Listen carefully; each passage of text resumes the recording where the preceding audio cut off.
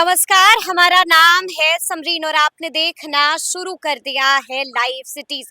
न जाने कब से शिक्षकों को ट्रांसफर पोस्टिंग का बड़ी ही बेसब्री के साथ इंतजार था। आपको बता दें कि शिक्षक लगातार तरह तरह के कयास लगा रहे थे और उन्हें डर सता रहा था कि इस बार भी कहीं ऐसा ना हो जाए कि शिक्षकों की ट्रांसफर पोस्टिंग ठंडे बस्ते में चली जाए। लेकिन इस वक्त की ब्रेकिंग खबर यह है कि अभी अभी शिक्षा विभाग ने ट्रांसफर पोस्टिंग वाली लिस्ट जारी कर दी है। बड़ा पत्र निकाल दिया है और इस पत्र में क्या कुछ कहा गया है सब कुछ हम आपको तफसील के साथ इस रिपोर्ट में बताने जा रहे हैं। तो सबसे पहले आप इस लिस्ट को देखिए। सबसे पहले हम आपको दिखाएंगे कि इस लिस्ट में क्या कुछ लिखा हुआ है। देखिए, ध्यान से देखिएगा।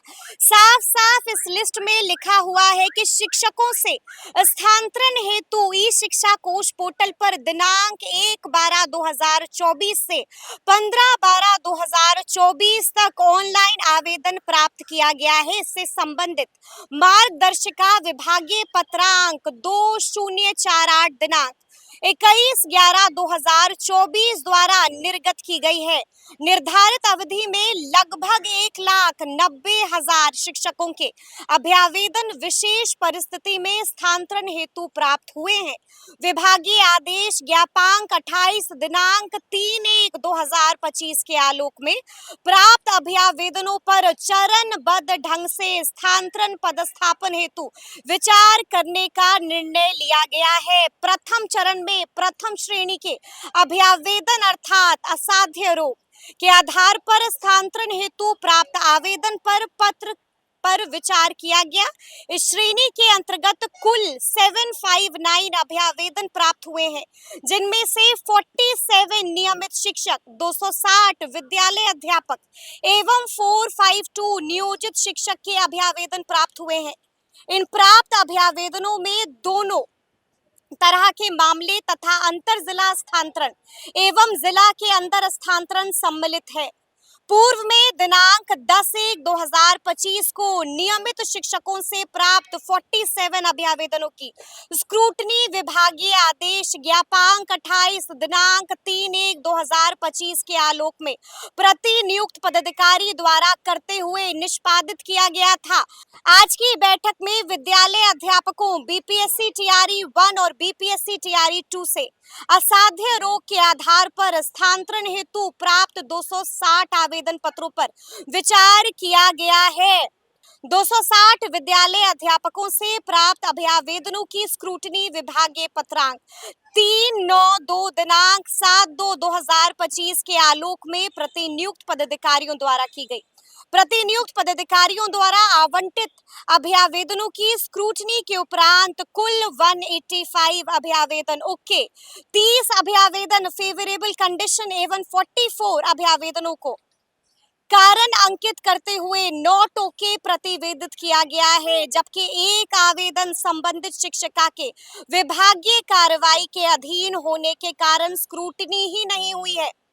स्क्रूटनी हेतु नियमित पदाधिकारियों की अनुशंसा के आलोक में ओके प्रतिवेदित 185, फेवरेबल कंडीशन प्रतिवेदित 30, नॉट ओके प्रतिवेदित 44 एवं विभागीय कार्रवाई के अधीन एक अभ्यावेदन की सूची सॉफ्टवेयर से प्राप्त कर समिति के समक्ष रख दी गई है। देखिए, बड़ा पत्र जारी हो गया है और आगे भी इस पत्र में बहुत कुछ कहा गया है। देखिए, आगे क्या कुछ कहा गया है वो भी हम आपको बताएंगे। साफ साफ इसमें लिखा हुआ है कि संबंधित जिला जहां शिक्षक का पदस्थापन हुआ है कि जिला शिक्षा पदाधिकारी पदस्थापन आदेश अपने लॉगिंग आईडी से ई शिक्षा कोष पोर्टल से डाउनलोड कर हस्ताक्षर के उपरांत स्थानांतरण पदस्थापन आदेश को ई शिक्षा कोष पोर्टल पर पुनः अपलोड करेंगे, जो संबंधित पदाधिकारी, प्रधानाध्यापक एवं स्थानांतरित शिक्षक को सुलभ हो सकेगा। देखिए, बड़ा पत्र जारी हो गया है और आगे भी इस पत्र में बहुत कुछ लिखा हुआ है। देखिए, इस पत्र में आगे ये भी लिखा हुआ है कि इस कार्रवाई के अनुसार निर्गत स्थानांतरण आदेश के आलोक में सभी संबंधित जिला शिक्षा पदाधिकारी विभागीय ज्ञापांक 3-9-2 दिनांक 7-2-2025 के कंडिका 8, 9 एवं 10 के अनुरूप कार्रवाई करना सुनिश्चित करेंगे। बड़ा पत्र जारी हो गया है। चूंकि ये स्थानांतरण शिक्षकों शिक्षिकाओं के अनुरोध पर किया जा रहा है, इसीलिए उन्हें कोई यात्रा भत्ता देय नहीं होगा। बड़ा पत्र अभी अभी शिक्षा विभाग ने जारी कर दिया है और इस पत्र में क्या कुछ लिखा हुआ है तफसील के साथ हमने आपको इस खबर में बताया है। साथ ही वो सूची भी हम आपको दिखाएंगे कि आखिर इस सूची में किस किस का नाम है। यानी कि शिक्षक लगातार सवाल पूछ रहे थे, शिक्षकों को लगातार डर सता रहा था कि कहीं ट्रांसफर पोस्टिंग रुक तो नहीं जाएगी। लेकिन जैसा कि हमने आपको शुरू में ही बताया था कि शिक्षा विभाग भी लगातार सक्रिय है और अभी अभी शिक्षा विभाग ने बड़ा पत्र भी जारी कर दिया है। क्या कुछ लिखा गया है इस पत्र में वो भी हम लोगों ने आपको तफसील के साथ बताया है।